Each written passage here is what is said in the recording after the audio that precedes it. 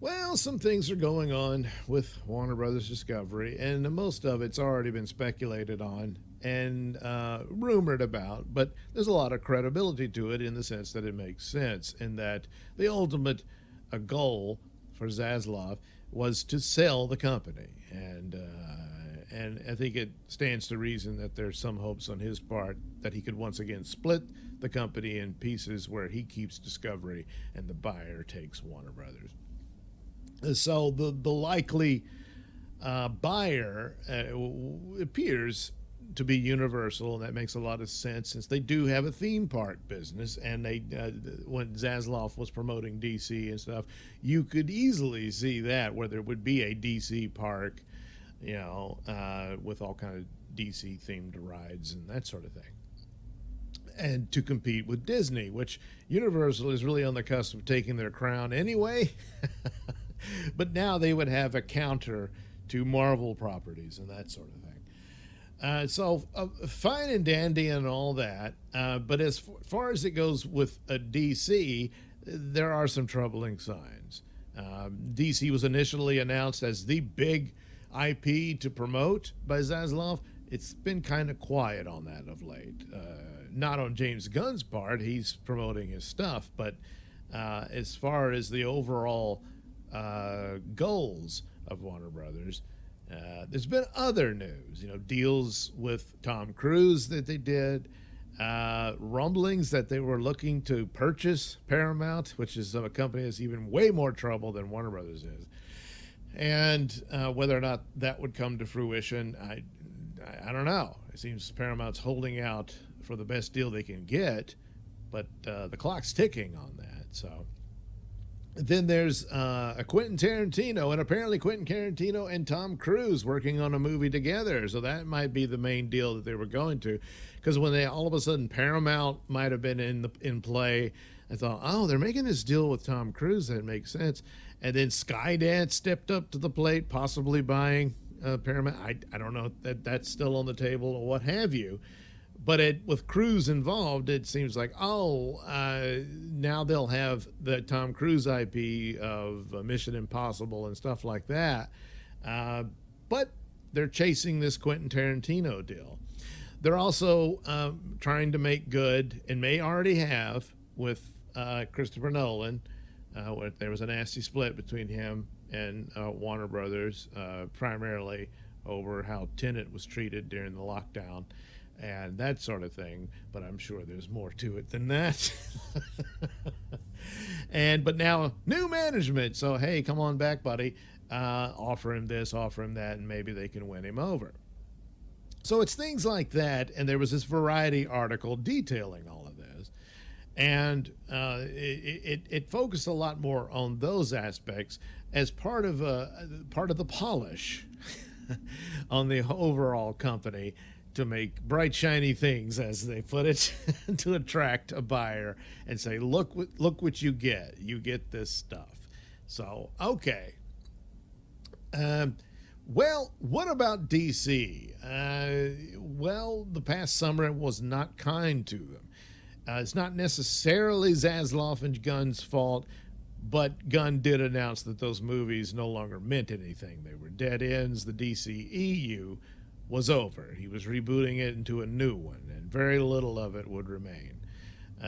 Just the only things that would, by a staggering coincidence, were properties that he had a hand in, a la Suicide Squad and Peacemaker, But everybody else, it would all be different. So that was a big drag on those movies. Most of the movies I didn't think were all that bad. The Flash was doomed from the start. You had an Ezra Miller scandal, and then the direction and plot for it for being the reboot movie. There were 3 different approaches to that. You just can't do that, especially not these 11th hour tactics. And then put out a movie that wasn't really finished, and you could look at it and see that. So it's a shame. It's too bad they had Michael Keaton back and all that stuff.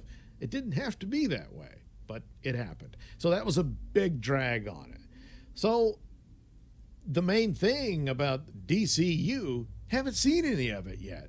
But is it going to be too late for it to make the difference? It could, but it would only be one movie. The Superman movie that James Gunn's working on has to be a complete Hail Mary pass. You know, it just has to be. It can't be a few yards. It can't be, it can't just be good. It has to be great.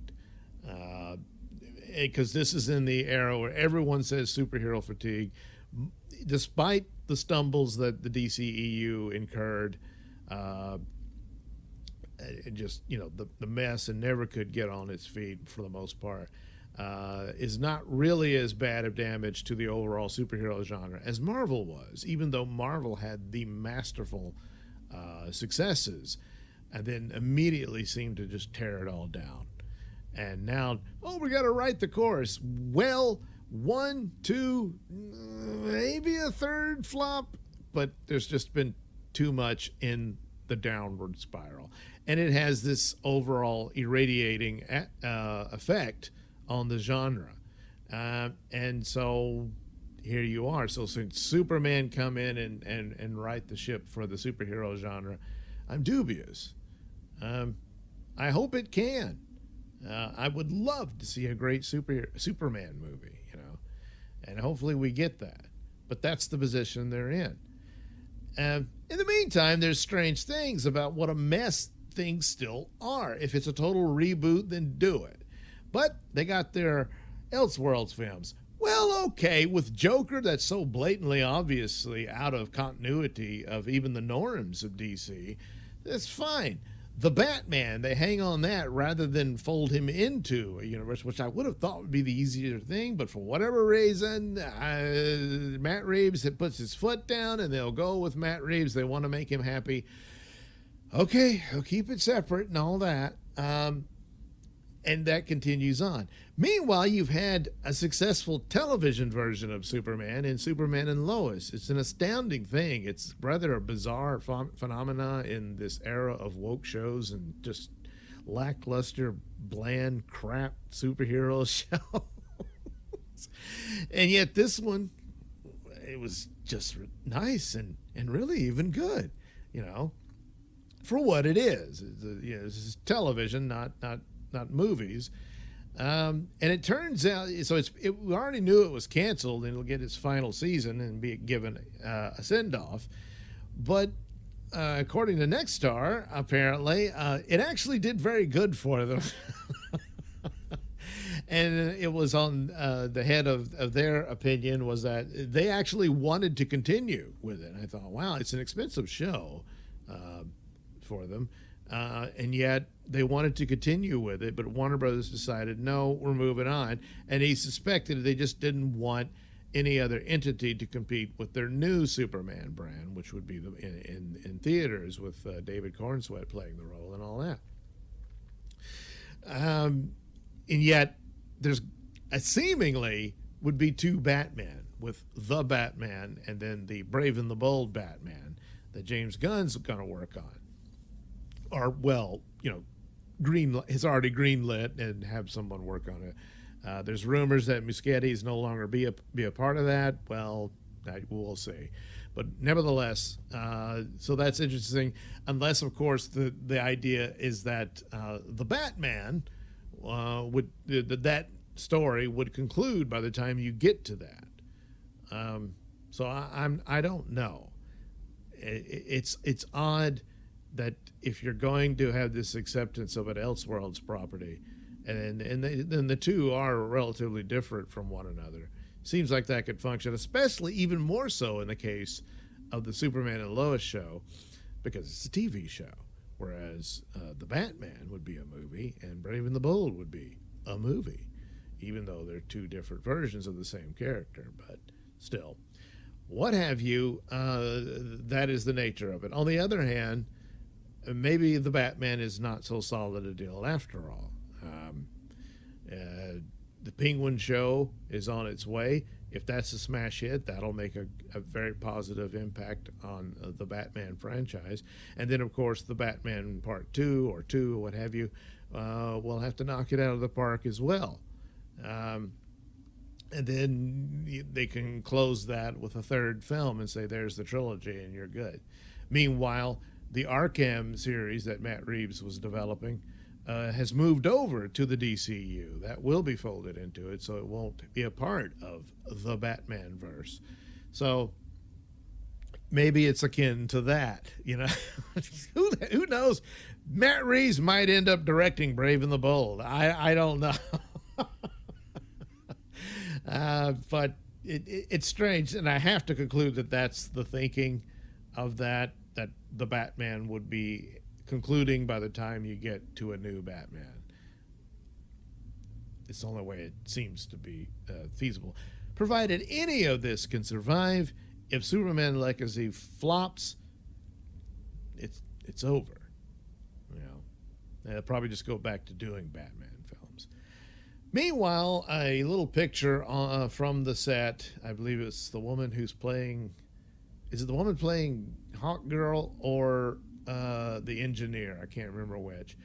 But there are these logos that there of the Superman logo, and it's the Kingdom Come logo. So that appears to be the design that they might or what they're going to go with. That'll be on Superman's chest in his costume. Well, that, of course, yes, is the Kingdom Come design, Alex Ross design for that series, which is for a much older Superman who redesigns his suit, and it's red and black. Sure, it's a nod to the Fleischer Superman, but it's also a signal to his mourning over the death of Lois, who had passed away years earlier. And so it's just, hey, it's a cool design. And it's something you can use to set your Superman apart from previous versions of him and all that, but it's not very original at this point, and it doesn't really apply to that story. This is a young Superman, not someone who's come out of retirement and stuff like that, as was the Kingdom Come story. But, well, there it is, and that looks like that'll be the case. And they're breaking ground. Nicholas Hoult has shaved his head to be Lex Luthor. So I don't know, maybe in a couple of months a picture will be released and you'll see Cornsweat's costume. So there was the dust up about this actor who's Egyptian and says because of his pro-Palestinian sentiment he was let go. There had been stories earlier on this Middle Eastern storyline being dropped, and right off well, I mean, of course, the October 7th attack happened, and it's like, well, I don't know that we want this there. And sure, but at the same time, it's like, well, Batman versus Superman had a Middle Eastern problem where Superman was framed for the slaughter of the people in that village. Black Adam, of course, takes place in the fictional Middle Eastern country of Kondak. This would have involved another fictional one. I don't know if it was supposed to be Korak or there's a couple in the DC. You know, they make up places and cities all the time, unlike Marvel. So the timing of it wasn't really that or not, and they probably would have wanted to avoid the whole thing instead, and they might pick some other regional conflict for Superman to be involved in, and I'm leaning more towards that. Anyway, there you are, all caught up on my meaningless speculation on these details.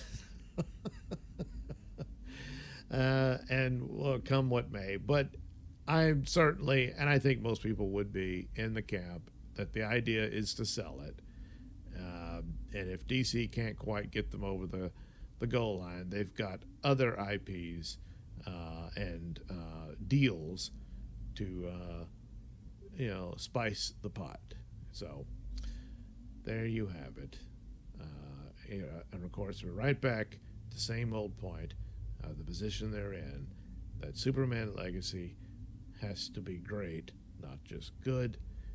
People can whine about unfairness, but that's the situation you're in.